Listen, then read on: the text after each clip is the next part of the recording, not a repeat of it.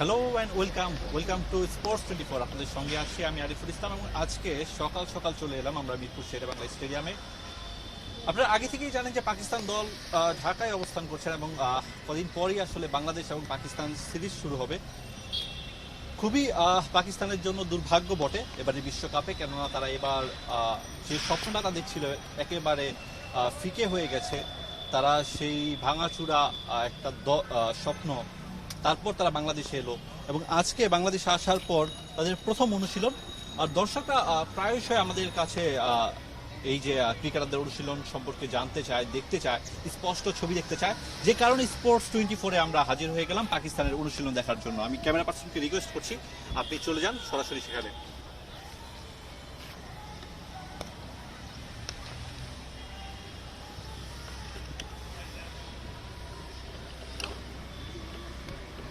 দেখতে পাচ্ছি পাকিস্তান ক্রিকেট দল তারা অনুশীলন করছেন এবং আজকে সকাল 10:30টায় তারা অনুশীলনে এসছে।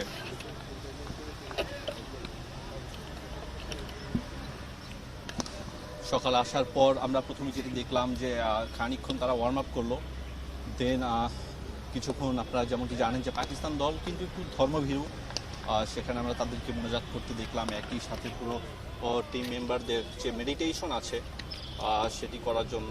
তারপর আবার অনুশীলনে নেমে পড়লেন।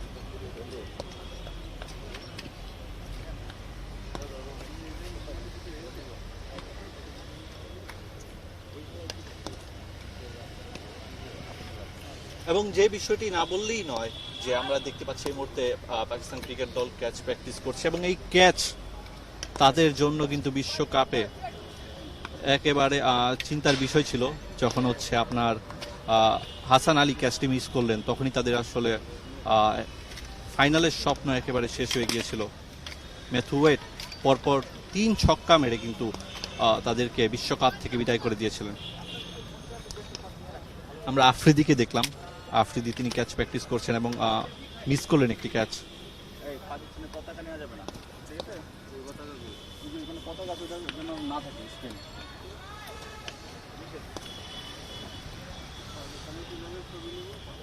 তবে যে বিষয়টি না বললেই নয়, এই পাকিস্তান দল কিন্তু যথেষ্ট শক্তিশালী এবং বাংলাদেশ দলের এমন একটি দলের বিপক্ষে আবারও ঘুরে দাঁড়ানোর চ্যালেঞ্জ, যারা টি-20-র অন্যতম শক্তিশালী দল। যে পারফরমেন্স তারা দেখিয়েছে বিশ্বকাপে নিঃসন্দেহে অসাধারণ। অস্ট্রেলিয়ার কাছে যদি আমরা হারের ব্যাপারটি বাদ দিই, পুরো টুর্নামেন্টে তাদের যে দাপট, দুরন্ত উড়ন্ত পাকিস্তান ক্রিকেট দলকে কিন্তু দেখা গিয়েছে।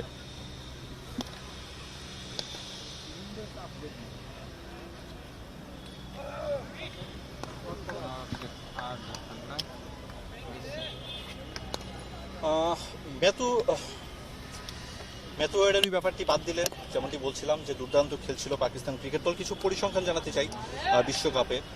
যেমন তাদের বাবর আজম, তিনি আসলে পুরো আসরের সর্বোচ্চ রান 303 রান তিনি করেছেন। মোহাম্মদ রিজওয়ান 281 রান তিনি করেছেন।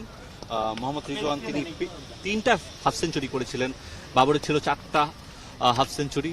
এবং এই দুজনের ব্যাটেই কিন্তু ভারত পুরোপুরি একেবারে ডুবে গিয়েছিল। যে টুর্নামেন্টে যে ফ্লাইং স্টার দরকার ছিল সেটি হয়েছে বিশ্বকাপে পাকিস্তানের প্রথম ম্যাচে। এবং ওই ম্যাচটির পর আমরা যে পাকিস্তানকে দেখলাম, যে বাকিটা সময় তাদের পেছনে ফিরে তাকাতে হয়নি, তাদের সঙ্গে নিউজিল্যান্ড পেরে ওঠেনি। আর বাকি দলগুলোর কথা না বললেই নয়, যেমন আপনার হচ্ছে আফগানিস্তান, যেমনটি ভাবা হচ্ছিল যে পাকিস্তানের সঙ্গে হয়তো তাদের লড়াইটা খুব জমে উঠবে কিংবা তাদেরকে হারিয়ে দিতে পারে, কিন্তু আমরা তেমন কোনো কিছুই দেখতে পেলাম না। শেষ পর্যন্ত পাকিস্তানের যে দাপট সেটি তারা ধরে রেখেছিল।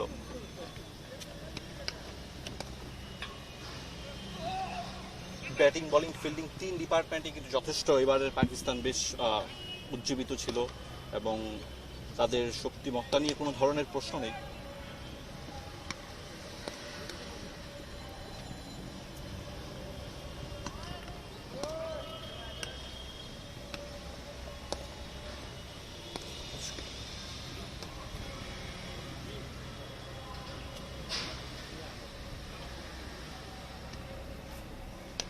সরফরাজ আহমেদকে আমরা দেখতে পাচ্ছি, তিনি কিপিং প্র্যাকটিস করছেন।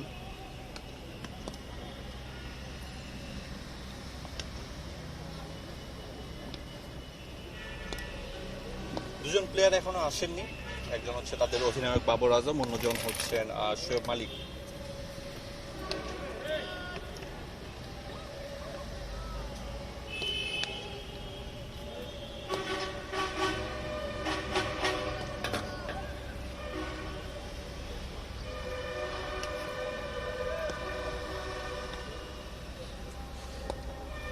প্রায় 1000 খানেক দর্শক এই মুহূর্তে স্পোর্টস 24 এর পেজে চোখ রেখেছেন। অনেকের হয়তো পছন্দের দল পাকিস্তান, তো তাদের বেশ জানার আগ্রহ এই দলের অনুশীলন কখন কীভাবে তারা শুরু করলেন। ঢাকায় এসে গতকালকে তাদের অনুশীলন করার কথা ছিল, কিন্তু বিশ্রামে কাটিয়েছে এবং তাদের জন্য দুর্ভাগ্য বটে। গতকাল তাদের যে প্রত্যাশা ছিল যে ফাইনাল খেলবে, ফাইনালটি তাদের দর্শক হয়েই টিভি স্ক্রিনের সামনে দেখতে হয়েছিল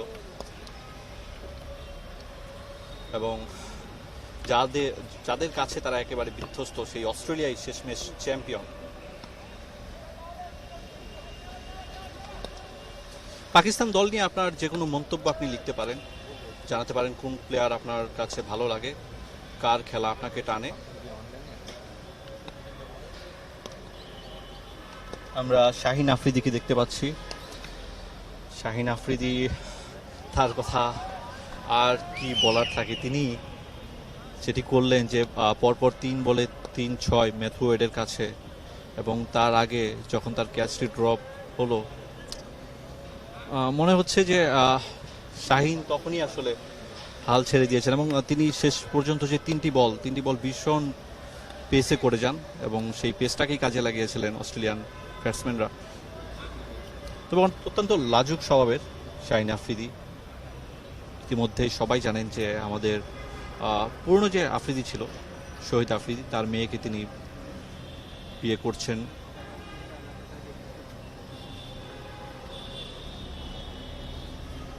আমরা ম্যাথু হেডেনকে দেখিনি এখন পর্যন্ত, তিনি হয়তো আসেননি।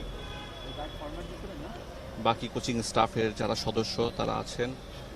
সাকলাইন মুস্তাক, তারও তিনি আসলে মূলত অনুশীলন চলছে এবং সাকলাইন মুস্তাকের কথা না বললেই নয়, তিনি একসময় বাংলাদেশ দলের কোচিংয়ের দায়িত্বে ছিলেন, স্পিন কোচিংয়ের দায়িত্বে ছিলেন এবং তিনি থাকাকালীন প্লেয়ারদের ধর্মকর্ম নিয়ে অনেক বেশি সচেতন থাকতে হতো। যথেষ্ট আমরা যেমনটি শুনেছি এর আগেও যে তাদের নামাজের জন্য আসলে এক ধরনের বাধ্যবাধকতাই ছিল। তিনি চান একজন মুসলমান হিসেবে যেন এই ধরনের ধর্মকর্ম পালন করা হয়। এবং এবারের পাকিস্তান ক্রিকেট দলকে আমরা যেমনটি দেখেছিলাম যে বিশ্বকাপে ম্যাথু হেডেন বলছিলেন যে ইসলামের প্রতি যে তাদের এক ধরনের সম্মান, এটাই নাকি তাদের ভালো করার অন্যতম কারণ। বিভিন্ন সময় তিনি গণমাধ্যমে বলেছেন মোহাম্মদ রিজওয়ান তাকে কোরআন উপহার দিয়েছিলেন এবং সেটি তিনি পড়ছেন। এই বিষয়ে আমরা গণমাধ্যমে বিভিন্ন সময় রিপোর্ট দেখেছি।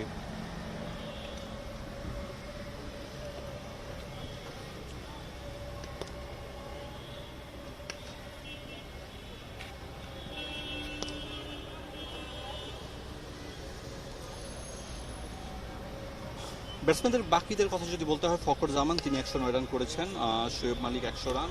শোয়েব মালিকের যে পুরো হারের যে এক ধরনের বলা হয় যে চড়া মূল্য, সেটি আমরা দেখলাম এবং তার অভিজ্ঞতার জন্য আসলে পাকিস্তান এখন পর্যন্ত বিভিন্ন টুর্নামেন্টে ভালো করেছে। আসিফ আলীর কথা বলতে হয়, তার ক্যামিওগুলো ভীষণ গুরুত্বপূর্ণ ছিল। আসিফ আলী যখন ব্যাট করেন প্রতিপক্ষের বোলারদের একেবারে নাবিশ্বাস বলা অবস্থা হয়, কারণ তিনি যে কোনো সময় ম্যাচের মোমেন্টাম ঘুরিয়ে দিতে পারে। আমরা কি আসিফ আলীকে দেখাতে পারছি? হাসান আলীকে আমরা একটু দেখাতে যাচ্ছি। হাসান আলী ক্যাচ প্র্যাকটিস করছে, একেবারে সামনে আছেন। আপনি ক্যামেরাটা ডাউন করেন। Yes, Hasan Ali catch miss করার পর শুধু তিনিই নন, তার স্ত্রী সামিয়া আরজু তিনিও আসলে সমালোচনায় পড়েছেন। কিছু সমর্থক গোষ্ঠী তারা প্রশ্ন তুলেছেন তাকে নিয়ে, যে কেন আসলে কোনোভাবেই আসলে হারটা তারা মেনে নিতে পারেনি। সবারই প্রত্যাশা ছিল যে পাকিস্তান দল বিশ্বকাপের ফাইনাল খেলবে। এরপর আমরা দেখলাম যে হাসান আলী যখন ওই পেসার মোমেন্টে ওই ক্যাচটা ছাড়লেন, তাকে নিয়ে বেশ সমালোচনা হলো এবং তার স্ত্রী তাকে নিয়েও কিন্তু কটু কথা করতে ভুল করেনি। আর একটা বিষয় সেটা হচ্ছে শুধু হাসান আলীও নয়, শোয়েব মালিকও ছিলেন। শোয়েব মালিকের স্ত্রী সানিয়া মির্জা, তাকে নিয়েও আসলে বেশ কটূক্তি করেছে মানুষজন। সে হাসান আলী কিন্তু ক্যাচ প্র্যাকটিস করেই যাচ্ছে বেশ খানিকক্ষণ ধরে। এবং বাংলাদেশের এই যে এই উইকেটে আমরা কি দেখেছিলাম যে অস্ট্রেলিয়া এবং নিউজিল্যান্ড তারা যখন এই উইকেটে খেললো, উইকেটের কন্ডিশন বা এখানকার কন্ডিশন কোনো কিছুই তারা বুঝে উঠতে পারেনি এবং বাংলাদেশ পুরো ডমিনেট করে গেছে। কিন্তু পাকিস্তানের বিপক্ষে এটা অনেক বেশি চ্যালেঞ্জিং হবে। এর কারণ মূলত আপনি যেমনটা জানে দর্শকরা যে পাকিস্তান দল স্পিন এবং পেস দুই ডিপার্টমেন্টেই ভালো। ব্যাটিংই বলেন, তাদের বোলিং বলেন, বাংলাদেশের ব্যাটসম্যানদের জন্য চ্যালেঞ্জ হবে তাদের বোলারদের মোকাবেলা করা।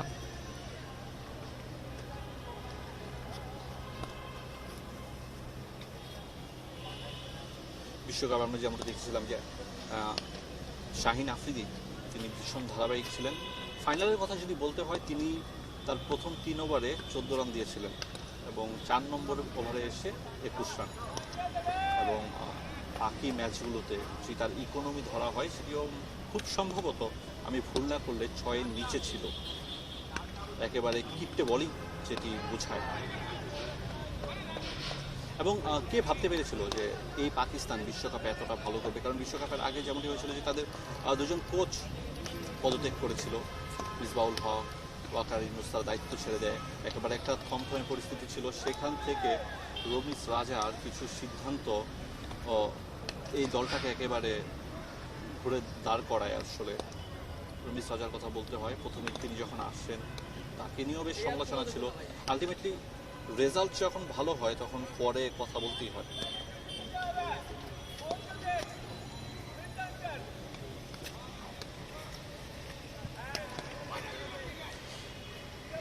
তবে বিশ্বকাপে কিন্তু পাকিস্তান দলের সব থেকে বেশি উইকেট সেটা হচ্ছে সাদাব খানের। তিনি 9টি উইকেট নিয়েছেন 6 ম্যাচে, 23 ওভার বল করেছেন, 138 রান দিয়েছেন এবং তার ইকোনমি 6। হারিস রৌফ তিনি 8 উইকেট নিয়েছেন। শাহিন আফ্রিদি তিনি নিয়েছেন 7 উইকেট। 5 উইকেট নিয়েছেন হাসান আলী, 4 উইকেট নিয়েছেন ইমাদ ওয়াসিম, আর মোহাম্মদ হাফিজ তার উইকেট সংখ্যা 1।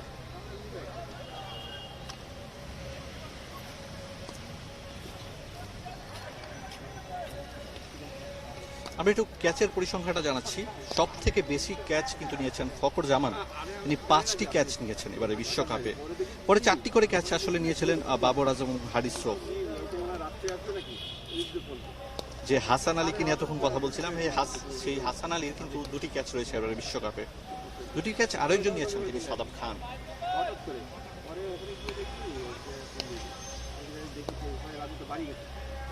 বিশ্বকাপের পাকিস্তান টিমের রেজাল্টগুলো একটু জানিয়ে দিচ্ছি। সেটি হচ্ছে আপনারা যেমনটি জানেন যে অস্ট্রেলিয়ার কাছে তারা হেরেছে 8 উইকেটে। এই ম্যাচটির কথা যদি আমরা বাদ দিই, বাকি ম্যাচগুলোতে কিন্তু ভীষণ ভালো করেছিল পাকিস্তান টিম।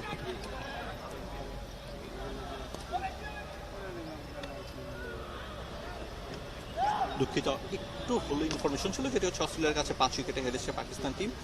তার আগে স্কটল্যান্ডকে তারা হারিয়েছে 72 রানে, বিশাল ব্যবধানে জয়। তারপর হচ্ছে আপনার নামিবিয়ার সাথে কি ম্যাচ ছিল, 45 রানে জয় পেয়েছে। তারপর হচ্ছে আপনার আফগানিস্তানের সঙ্গে 5 উইকেটে জয়, নিউজিল্যান্ডের বিপক্ষে 5 উইকেটে জয়। প্রত্যেকটা জয়ই বেশ বড়। আর ইন্ডিয়ার বিপক্ষে সেটি সবারই জানা 10 উইকেটে জয় পেয়েছিল পাকিস্তান।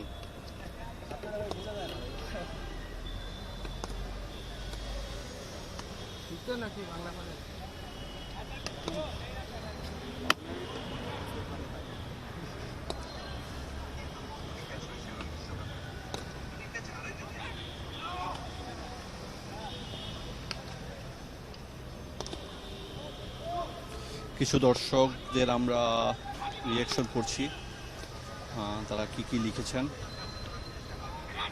একজন লিখেছেন তিনি আসার আলী, তিনি লিখেছেন হচ্ছে পাকিস্তানের এই খেলোয়াড়গুলো অনেক ভদ্র, টিম কম্বিনেশনটা অনেক দারুণ নিঃসন্দেহে।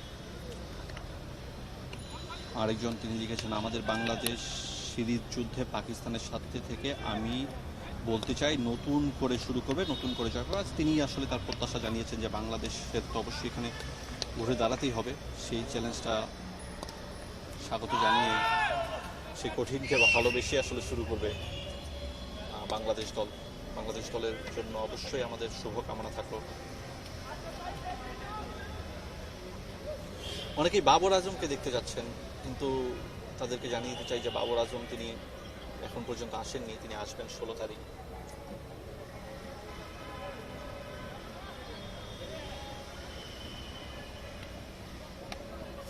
এত এত লোক আসলে এই পাকিস্তানের অনুশীলন দেখছেন এই মুহূর্তে, এবং একই সঙ্গে আমরা দেখতে পাচ্ছি প্রচণ্ড তারা কমেন্ট করছেন এবং শেয়ার করছেন এই লাইভটি। হয়তো অন্য দলের ক্ষেত্রে এমনটা হতো না। পাকিস্তানের প্রতি আমরা দেখি যে বাংলাদেশের এবং সাবকন্টিনেন্টের যারা অন্যান্য মুসলিম দেশ রয়েছে তাদের ভীষণ আগ্রহ।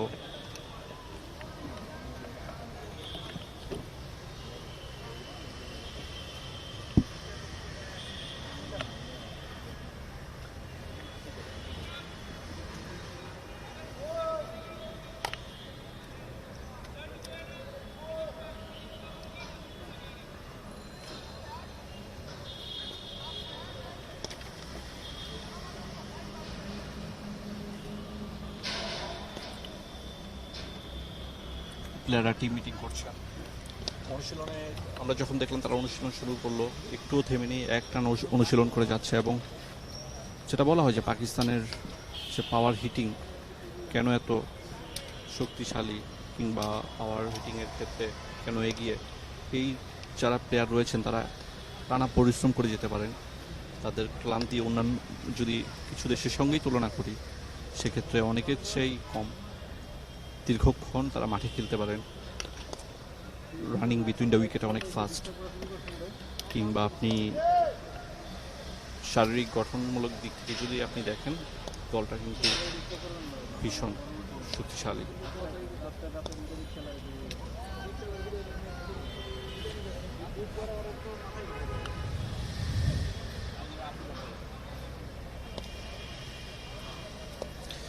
বাংলাদেশে পাকিস্তান দল 3টা টি20 খেলবে এবং 2টা টেস্ট খেলবে। এরপর শেরে বাংলায় অনুষ্ঠিত হবে বেশিরভাগ ম্যাচ। তার চট্টগ্রামে হবে একটা টেস্ট 19 তারিখ, এবারের প্রথম ম্যাচ টি20 দিয়ে।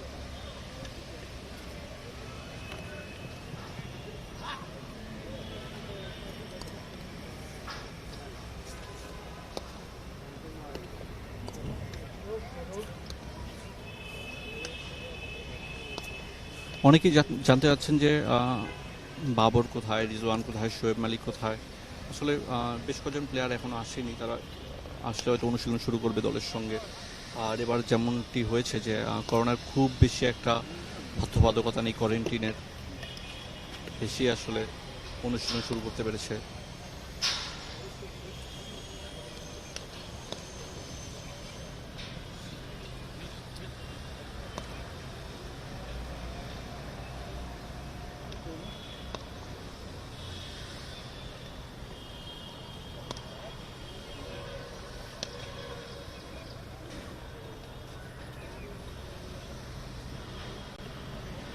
ক্যাচ কিভাবে নিতে হয় নিয়ে আলোচনা চলছে।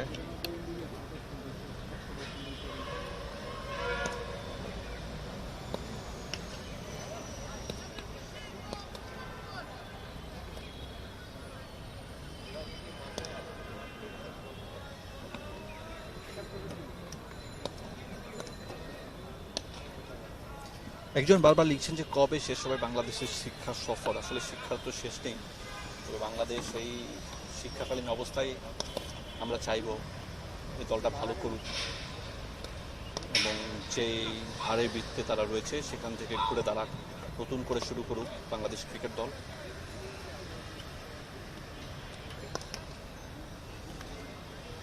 অনেকে রেজওয়ানের কথা লিখছেন। রেজওয়ানের এবারে বিশ্বকাপে একটি অসাধারণ ঘটনা ছিল, বিশেষ করে সমর্থকদের কাছে তার সম্মান অনেক বেশি বাড়িয়ে দিয়েছে। তিনি আইসিইউতে ছিলেন সেমির আগে, 2 দিন তিনি আইসিইউতে কাটিয়েছেন ফুসফুসের সংক্রমণে। সেখান থেকে এসে তিনি দারুণ একটা নক খেললেন এই যে প্রেশার ম্যাচে, সেটা না বললেই নয়। এবং এবারে বিশ্বকাপে কিন্তু আপনার পাকিস্তান এবং পাকিস্তানের যে দুজন ওপেনার রয়েছে বাবর আজম এবং রিজওয়ান, তাদের নিয়ে প্রতিপক্ষের ভীষণ মাথা ব্যথা ছিল। প্রথমে ভাবা হচ্ছিল যে বাবর আজমকে হয়তো দ্রুত আউট করে দিতে পারলেই ম্যাচের লাগামটা টেনে নেওয়া সম্ভব, কিন্তু টুর্নামেন্ট যত যত দূরে গিয়েছে ধীরে ধীরে আসলে রিজওয়ানও আসলে প্রমাণ করেছেন বাবর আজমের যোগ্য সঙ্গী হিসেবে।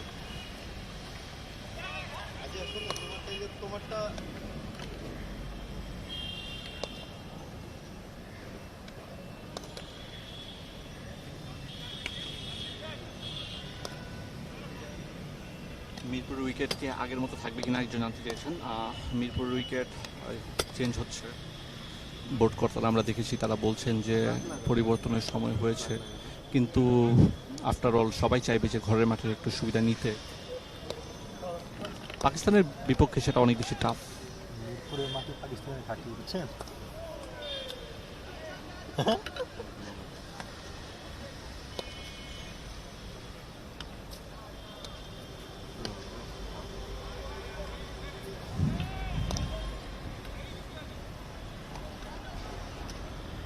6 বছর পর আসলে পাকিস্তান ক্রিকেট দল তারা বাংলাদেশে, এবং শেষবার তাদের এখানকার অভিজ্ঞতা কিন্তু মোটেও ভালো ছিল না।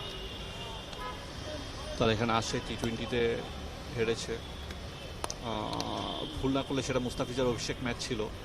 দারুণ বল করেছিল 4 ওভারে, খুব সম্ভবত 21 রান ওর তার প্লাস মাইনাস কাছাকাছি ছিল।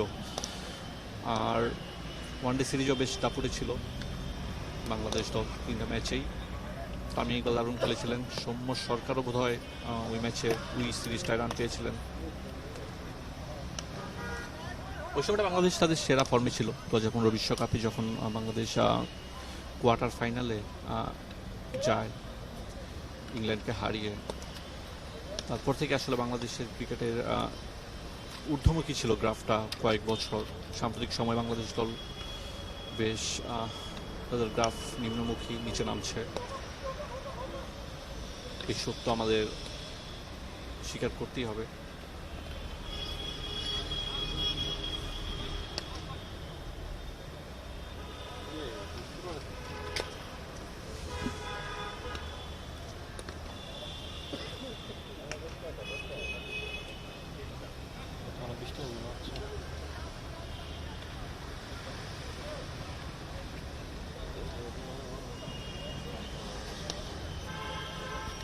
সো এই ছিল মিরপুর শেরেবাংলা স্টেডিয়াম থেকে।